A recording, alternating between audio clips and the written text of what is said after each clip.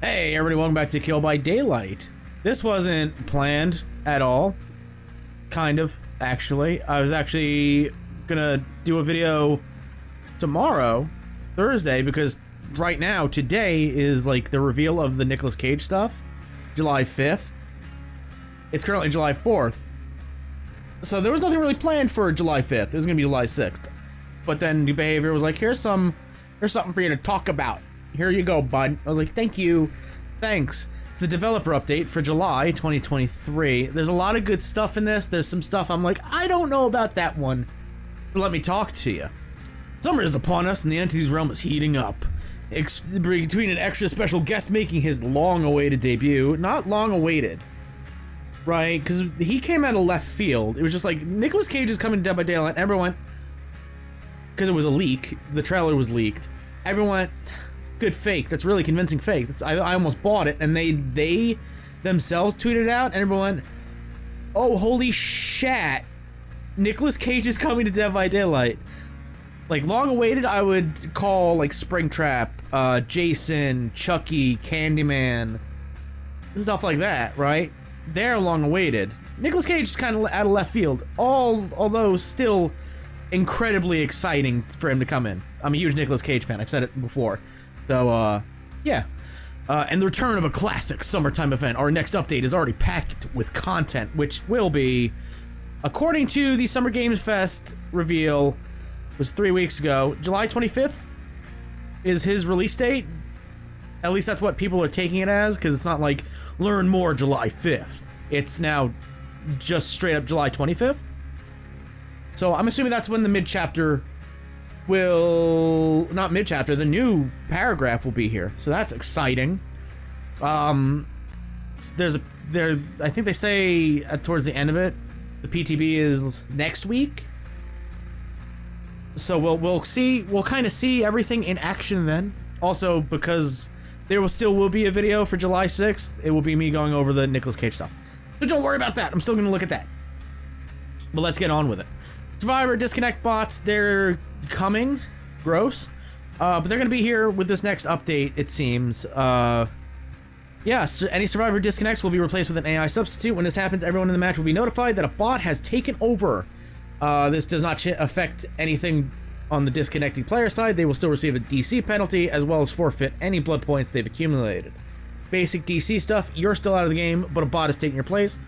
Hopefully they count towards adept achievements for killers, because so I don't know why I had to differentiate, but if somebody DCs in your match right now and you're trying to get the adept achievement, that doesn't count as a kill.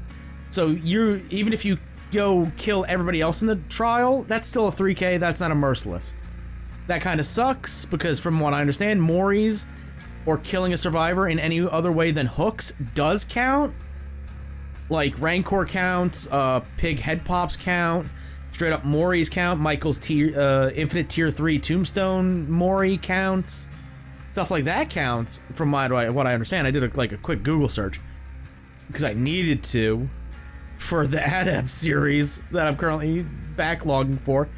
But so hopefully the Survivor bot counts as a kill, so you can actually get your Adept achievement. That should be how it works, but we'll see. Successful report feedback. You will now be told if your thing is done. You're getting feedback on your reports for reporting somebody who's pardon my French, but a shitbag. So there's that. The Onryo is getting a buff to her condemns. You know me and you followed me on Twitter. I've complained about it multiple times. I hate the condemn only playstyle that Onryos have to do to get actual kills.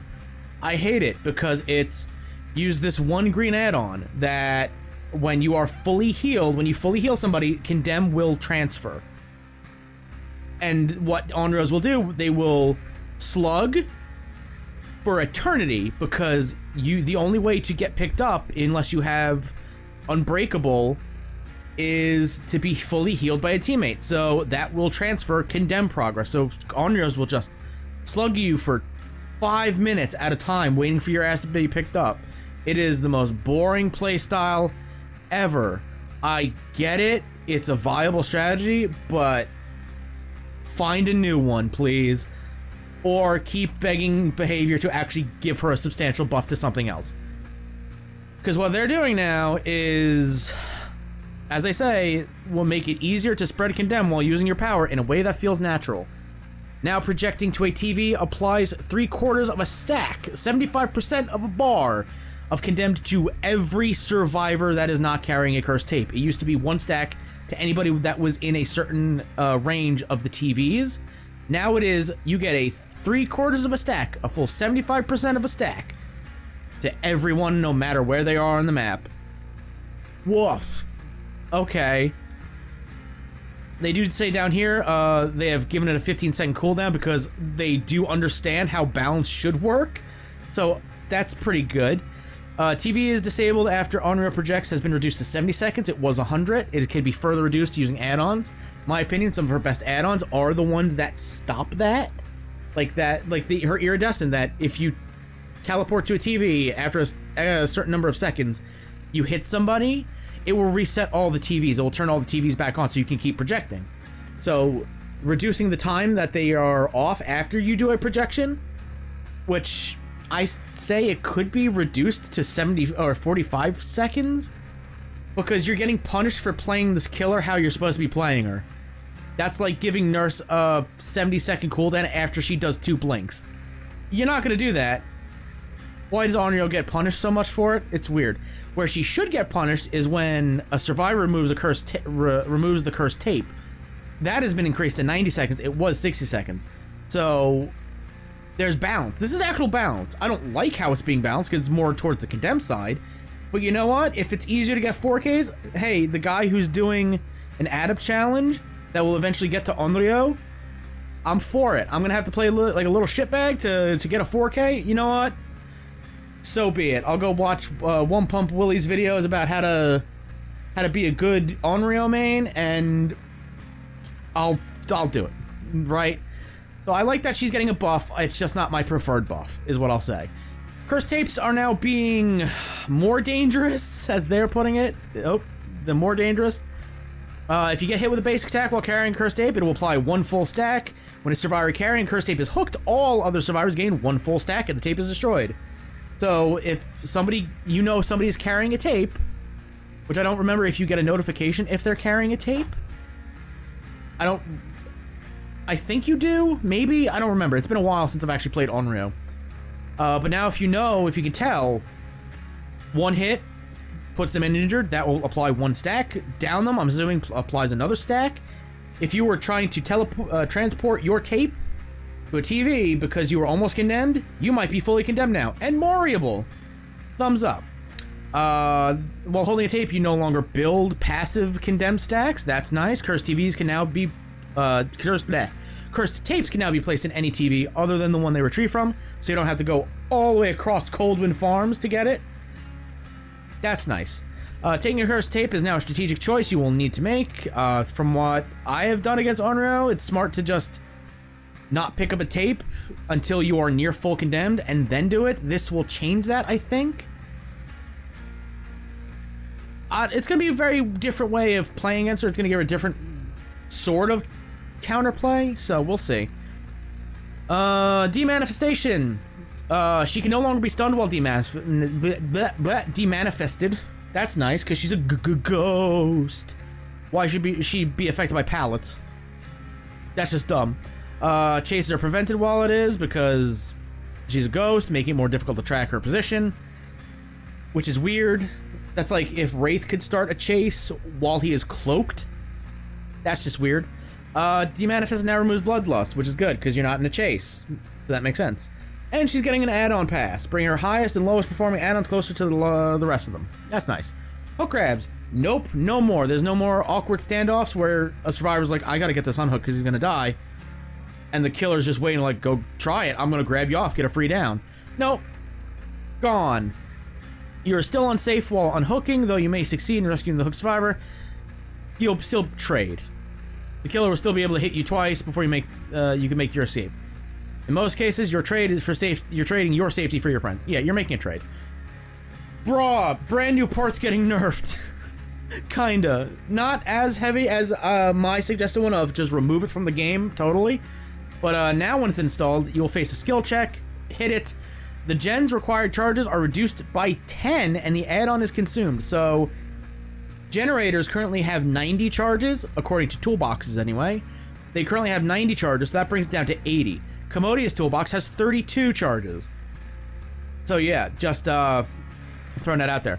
In terms of time saved, it is the equivalent to 10 seconds compared to the 22.5, which is massive. It lowers the required charges of the affected generator. Any regression perks will apply, which apply regression based on the generator's total charges, will have their effectiveness slightly reduced. Off the top of my head, I cannot think of a single regression perk that goes, depending on the total number of charges, but I'm pretty sure it's going to be percentages instead of charges. Like, Pop, for example, has removes 30% of progress. So maybe that counts? No, yeah, that would make sense. Holy crap, yeah. Yeah, because if it takes 90 charges to complete a generator, well, that's 90 seconds.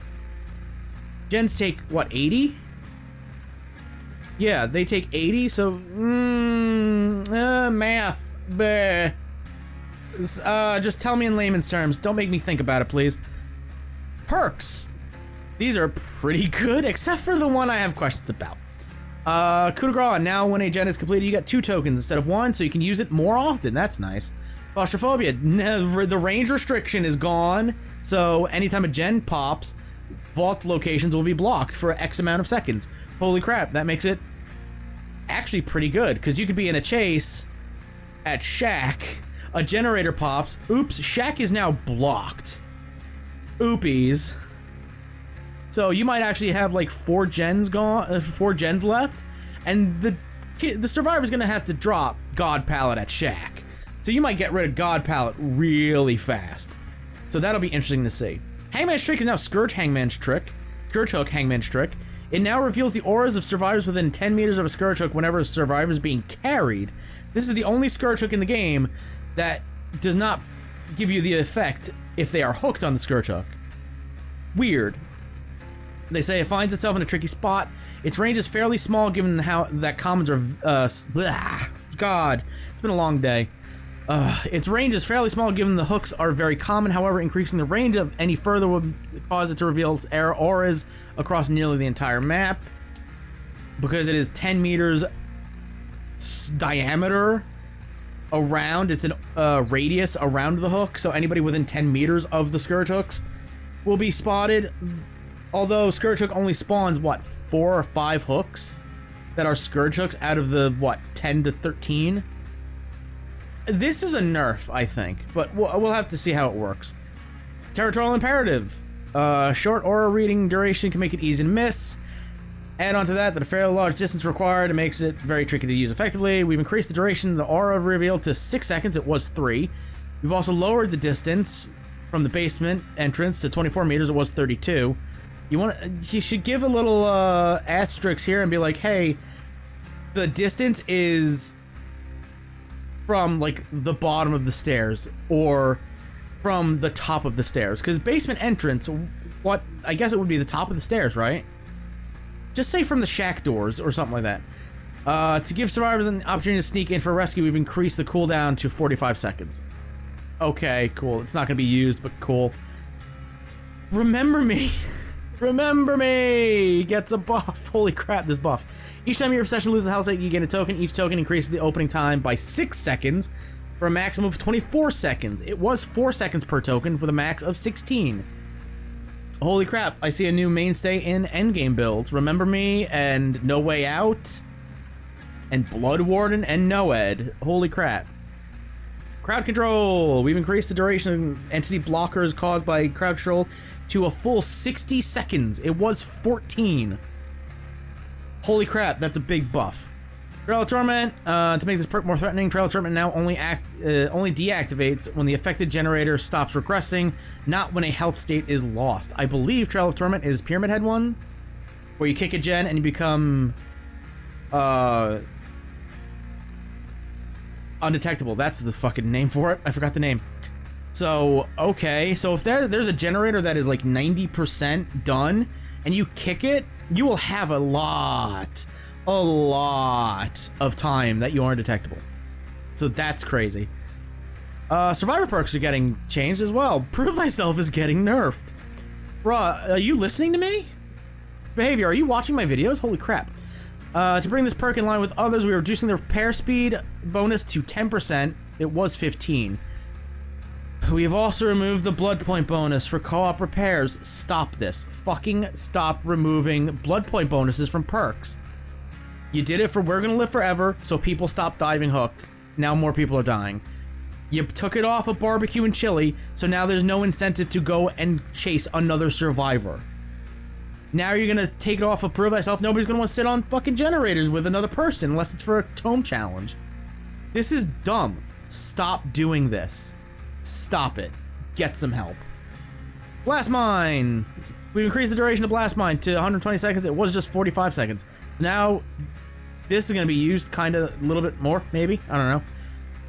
Wiretap, we've increased the duration to 120 seconds, so now you can pair both of them together, and they both work on the same fucking gen.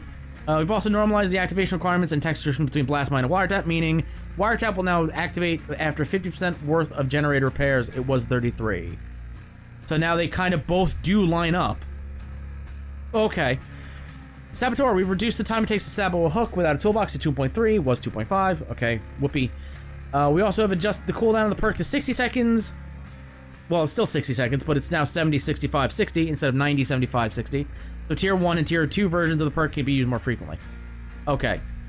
Clairvoyance will now activate upon blessing a totem in addition to cleansing. That's a good change. Breakout, now increased wiggle speed of the carried survivor by 25%, was 20. However, now to make it more risky, Breakout now activates within a 5 meter range. It was 6. Buckle up. Okay.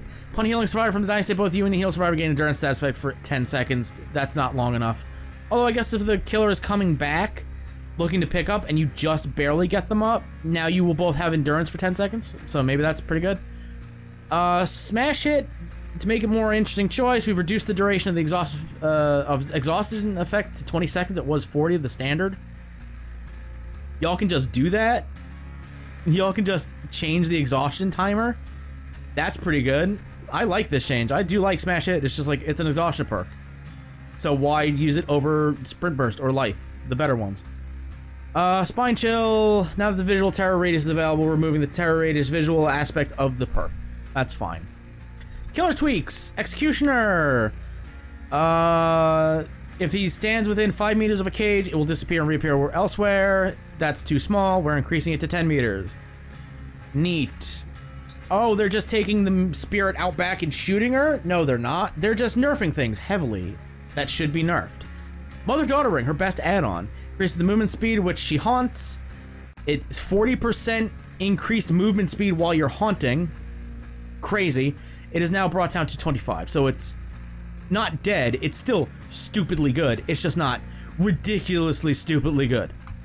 Dry Cherry Blossom. It triggers killer instinct on survivors who come within 4 meters. Lol. JK, it's 3 meters now. So the 2 add-ons that I was planning on running during the Adept Challenge for Spirit, nerfed. They're getting nerfed into the ground. Uh-oh. Uh-oh, SpaghettiOs.